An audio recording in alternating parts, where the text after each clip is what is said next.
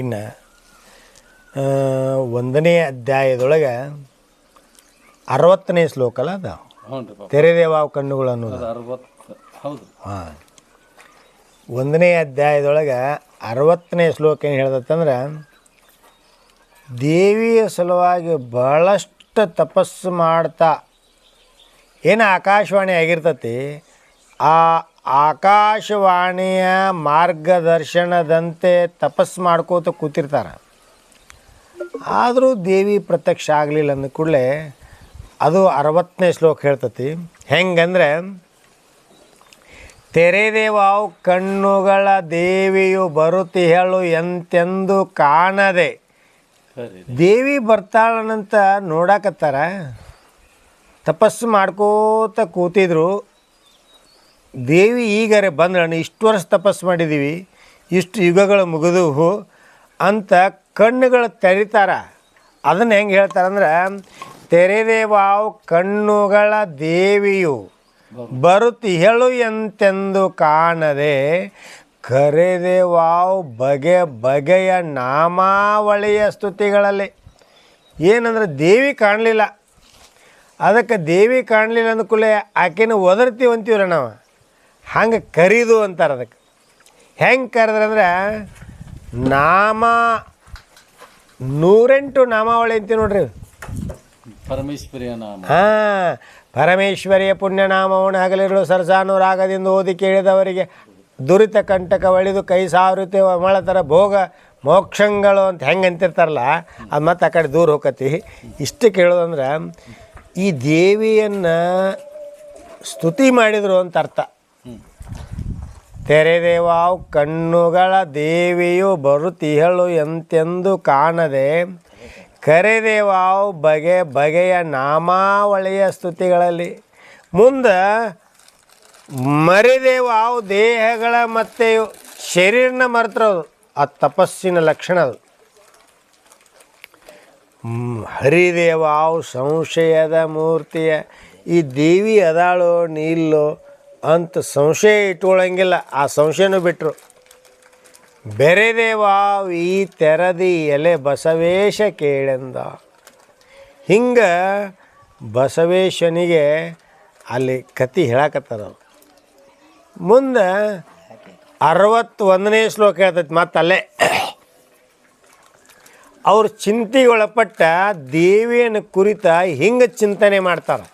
ಏನು, ಯಾಕೆ ಕಾಣಿಸೆ ಎಮ್ಮ ರಕ್ಷಿಸಲ್, ಯಾಕೆ ಯಾಕೆ ತೋರಿಸೆ ತನ್ನುವ ನೆಮ್ಮನು, ಯಾಕೆ ಮರದಿಯ ಯಾಕೆ ಬರಲೊಲ್ಲೆಮಗೆ ಅಭಯವನ್, ಯಾಕೆ ಈಯಲಿ ಒಲ್ಲೆ ಎಮ್ಮನು.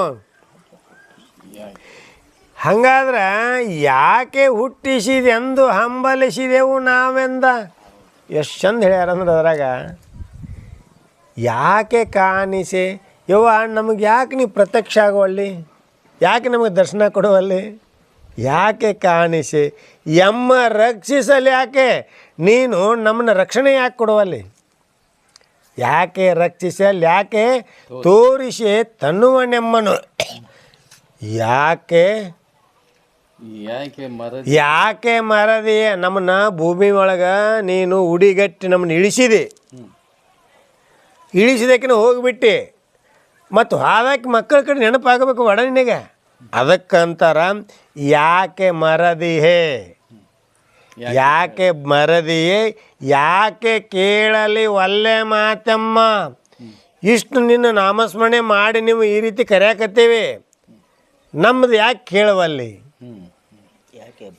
ಯಾಕೆ ಬರಲೊಲ್ಲೆಮಗೆ, ನೀ ಯಾಕೆ ಬರುವಲ್ಲಿ, ಯಾಕೆ ಅಭಯವನ್ ಈಯಲೊಲ್ಲೆ, ನೀ ಬಂದ ನಮಗೆ ಅಭಯ ಹಸ್ತವನ್ನು ನೀಡುವಲ್ಲವ.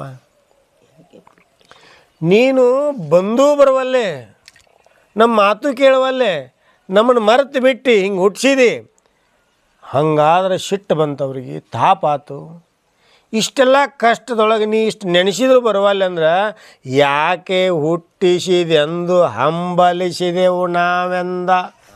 ಏನು ಅದ್ಭುತ ಅಂದ್ರೆ, ಯಾಕೆ ಕಾಣಿಸೆ ಎಮ್ಮ ರಕ್ಷಿಸಲ್ ಯಾಕೆ ತೋರಿಸೆ ತನ್ನುವ ನೆಮ್ಮನು ಯಾಕೆ ಮರದಿಯ ಯಾಕೆ ಬರಲೊಲ್ಲೆಮಗೆ ಅಭಯವನ್ ಯಾಕೆ ಈಯಲಿ ಒಲ್ಲೆಯಮ್ಮನು ಯಾಕೆ ಯಾಕೆ ಹುಟ್ಟಿಸಿದ ಅಂದರೆ ಯಾಕೆ ಪುಟ್ಟಿಸಿದೆಂದು ಅಂತ ಐತದ.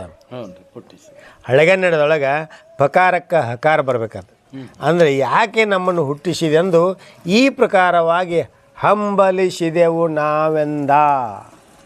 ಹಂಬಲಿಸಿದೆವು ನಾವೆಂದ. ಇನ್ನೊಂದು ಮತ್ತೆ ಇಂತು ಬಹುಕಾಲದ ಇಂತು ಬಹುಕಾಲದಲ್ಲಿ ದೇವಿಯನ್ನಂತೂ ಭಜಿಸುತ್ತಿರಲು. ಇಂತು ಬಹುಕಾಲದಲ್ಲಿ ಎಷ್ಟೋ ಯುಗಗಳವರೆಗೆ ದೇವಿಯನಂತೂ ಭಜಿಸುತ್ತಿರಲು ಬಲಗಣ್ಣಂತೂ ಹಾರಿತು ಬಲದ ಭುಜವದರಿತ್ತು ಮೂವರಿಗೆ. ನೋಡ್ರಿ ಈಗ ಶುಭ ಚಿಹ್ನೆ ಬಂತು ನೋಡ್ರಿ. ಈಗೂ ನಮ್ಮ ಗುರುಗಳು ಅಂತಿರ್ತಾರೆ ಅಪಶಕುನ ಶುಭ ಚಿಹ್ನ ಶುಭ ಲಕ್ಷಣ.